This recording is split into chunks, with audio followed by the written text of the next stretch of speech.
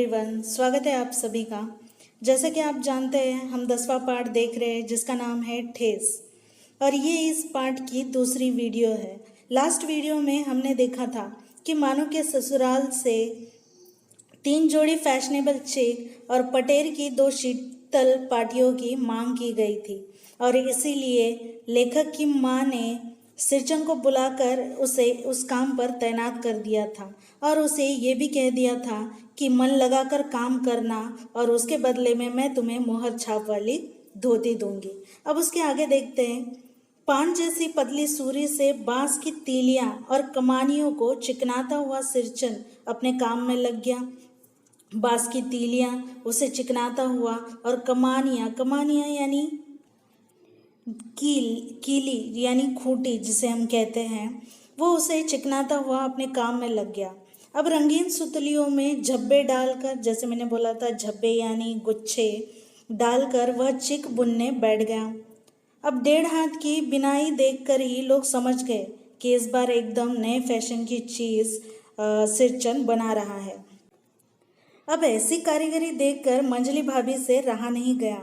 मंजली भाभी यानी बड़ी और छोटी के बीच वाली पर्दे की आड़ से ही बोली, अगर पहले पता होता, पहले जानती कि मोहर छाप वाली धोती देने से इतनी अच्छी चीज़ बनती है तो भैया को पहले ही खबर कर देती और ऐसा काम करवाती। अब काम में जो व्यस्त था सिरचन, उसके कानों में यह बात पड़ गई। बोला, मोहर छाप वाली धोती के साथ रेशमी कुर्ता देने पर भी ऐसी चीज़ नहीं बनती बहुरिया। अब मंजली भाभी को सिरचन ने ऐसा जवाब दिया। फिर से सिरचन ने कहा, मानो दीदी काकी की सबसे छोटी बेटी है, मानो दीदी का दूल्हा अफसर आदमी है, अफसर आदमी। अब सिरचन का ऐसा जवाब सुनते ही मंजली भाभी का मुंह लटक गया। अब लेखक की चाची ने कहा कि किससे बात करती है बहू, ये तो ऐसा ही है मुंहफट। मोहर छाप वाली धोती नहीं, मूंगिया लड्डू। ये लड्डू के कारण ही काम कर रहा है। बेटी की विदाई के समय रोज मिठाई जो खाने को मिलेगी, देखती है ना कैसा काम कर रहा है। अब दूसरे दिन चीक की पहली पाती में यानी पहली पंक्ति में पर्दे में 7 तारे जगमगा उठे। अब यहाँ पर 7 तारे, सतभैया तारा, ये 7 रंग के अलग अलग झब्बों को बोला गया है। अपने काम में मगन सिरचन को खाने पीने की सुधि नहीं रहती। चीक में सुतली के फंदे डाल डालकर उसने पास पड़े सूप पर निगाह डाली। उसमें देखा तो चिवड़ा और गुड़ था, एक सूखा ढेला। लेखक ने जैसे ही सिरचन को ध्यान से देखा तो वह समझ गया और दौड़ता हुआ माँ के पास गया और माँ से पूछा, क्या सिरचन को कलेवा यानी नाश्ता किसने दिया है? सिर्फ चिवड़ा और गुड़?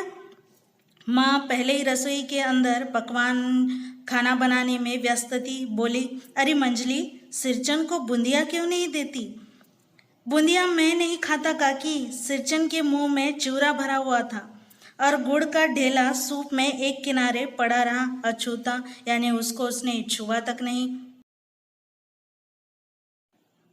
हम तो जानते हैं कि सिरचन बड़ा चटोर है, खाने में उसे कुछ भी कम नहीं चलता है। खाने की चिकनाई खत्म तो उसके काम की गति भी कम हो जाती है। उसने मुंह में चिवड़ा भरते हुए काकी को जवाब दिया कि बूंदिया मैं नहीं खाता। और माँ की बोली सुनते ही मंजली भाभी की भौहें तन गई।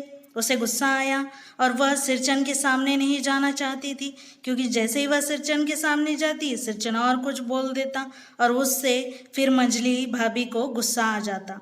मुट्ठी भर बूंदिया सूप में फेंक कर मंजली भाभी का ऐसा व्यवहार देखकर सिरचन पानी पीकर उसने कहा कि मंजली बहू रानी, अपने मैके से आई हुई मिठाई भी इसी तरह हाथ खोलकर बांटती हैं क्या? बस मंजली भाभी अपने कमरे में बैठकर रोने लगी। अब उसे सिरचन की बात का बहुत बुरा लगा।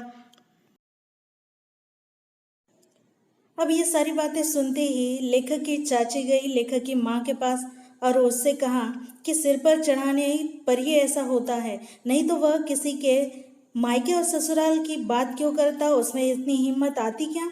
मंजली भाभी जो कि माँ की बहुत दुलारी है, लाडली है, अब माँ को गुस्सा आया कि मंजली भाभी को उसने कुछ कह दिया। वह बाहर आई गुस्से से और सिरचन को उसने कहा कि तुम यहाँ पर काम करने के लिए आए हो, अपना काम करो सिरचन। बहुओं से बातचीत करने की तुम्हें कोई ज़रूरत नहीं है। अगर तुम्हें किसी चीज़ की ज़रूरत है तो तुम मुझसे कहना। अब सिरचन को इस बात को बुरा लगा कि माँ ने उसे डांट दिया। अब उसने कोई जवाब नहीं दिया। बांस में टंगे हुए अधूरे चिक में फंदे डालने लगा। अब इधर मानो पान सजाकर बाहर बैठक खाने में भेज रही थी। चुपके से पान का एक बीड़ा सिरचन को देती हुई और जरा इधर उधर देखती हुई बोली, सिरचन दादा, ये घर काम काज का है। 5 तरह के लोग 5 किस्म की बातें करेंगे, लेकिन तुम किसी की बात पर ध्यान मत देना। सिरचन ने मुस्कुराकर पान का बीड़ा मुंह में डाल लिया। चाची अपने कमरे से निकल ही रही थी कि उसने सिरचन को पान खाते हुए देखा और वो आश्चर्य से देखने लगी।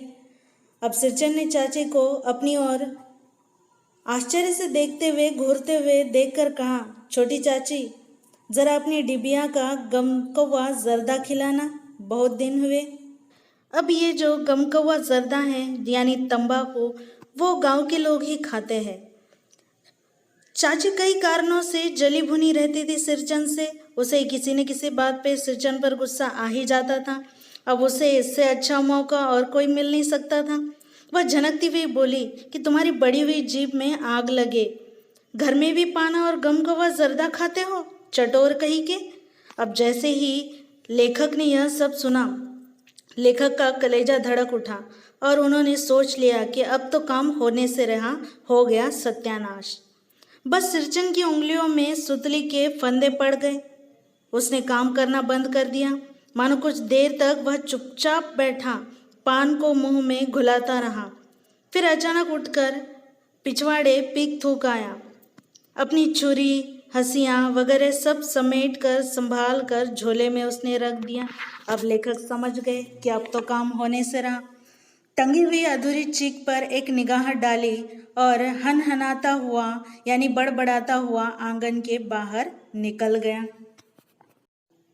अब यह सारी बातें मानो भी देख रही थी, लेकिन मानो कुछ नहीं बोली, चुपचाप अधूरी चीख को देखती रही। सातों तारे जो सिरचन ने उस पर्दे में लगाए थे, उस चीख में लगाए थे, वो सातों तारे अब मंद पड़ चुके थे। माँ बोली, जाने दे बेटी, जी छोटा मत कर, मानो मेले से खरीद कर भेज। लेखक से रहा नहीं गया। सिरचन को मनाने के लिए वे उसके पास गए। देखा तो एक फटी हुई शीतल पाटी पर लेटकर वह कुछ सोच रहा है। अब वो लेखक को जैसे ही देखा, सिरचन ने कहा, बबुआ जी, अब नहीं, कान पकड़ता हूँ, अब नहीं होगा मुझसे वह काम। मोहर छाप वाली धोती लेकर क्या करूँगा, कौन पहनेगा? ससुरी खुद मरी, बेटी बेटियों को ले गई अपने साथ। बबुआ जी, मेरी घरवाली जिंदा रहती तो मैं ऐसी दुर्दशा भोगता। सिरचन अपनी पत्नी के बारे में बताते हुए कहता है कि जिस चटाई पर वह लेटा है, वह चटाई यानी शीतल पाटी उसी की बुनी हुई है, और इस शीतल पाटी की कसम खाकर, उसे छूकर वह कहता है कि अब वह काम नहीं करेगा। अब आगे वह कहता है कि गांव भर में एक तुम्हारी हवेली में मेरी कदर होती थी। अब क्या, मैं चुपचाप वापस लौट आया। समझ गया कलाकार के दिल में ठेस लगी है, अब वह नहीं आ सकता। लेखक समझ चुके थे कि एक कलाकार के लिए उसके कला की कदर ही सब कुछ होती है, और वह ये भी समझ चुके थे कि उसके दिल को अब ठेस पहुंची है और अब वह वापस नहीं आएगा। बड़ी भाभी अधूरी चीख में रंगीन छीट का झालर लगाने लगी, मानो उसे पूरा करने की वह कोशिश कर रही थी।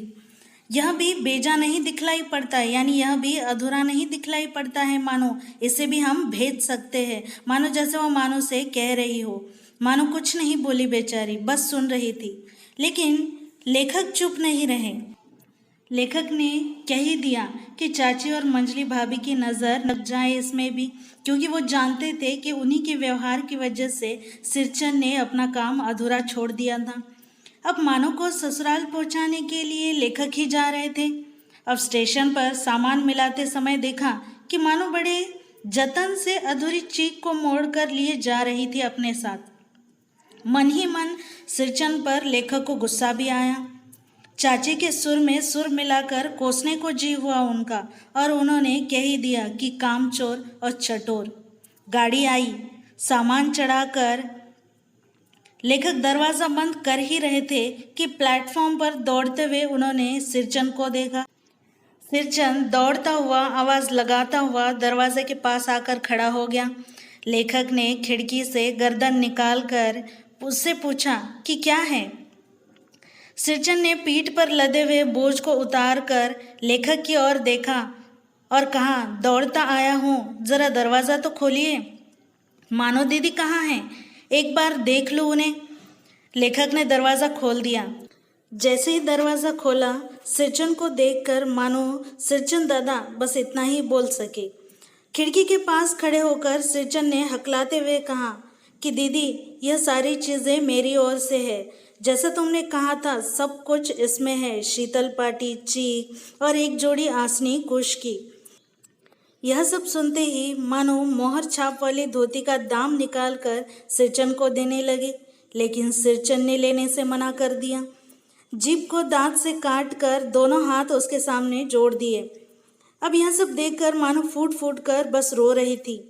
और लेखक ने उस बंडल को खोलकर देखा तो ऐसी कारीगरी, ऐसी बारीकी और रंगीन सुतलियों के फंदों का ऐसा काम लेखक पहली बार देख रहे थे।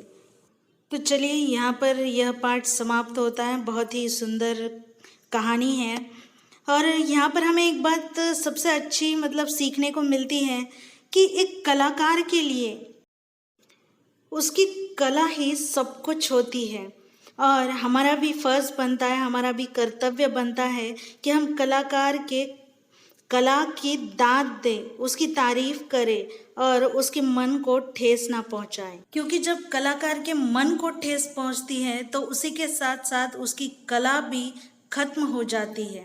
तो चलिए आज के लिए इतना ही। धन्यवाद।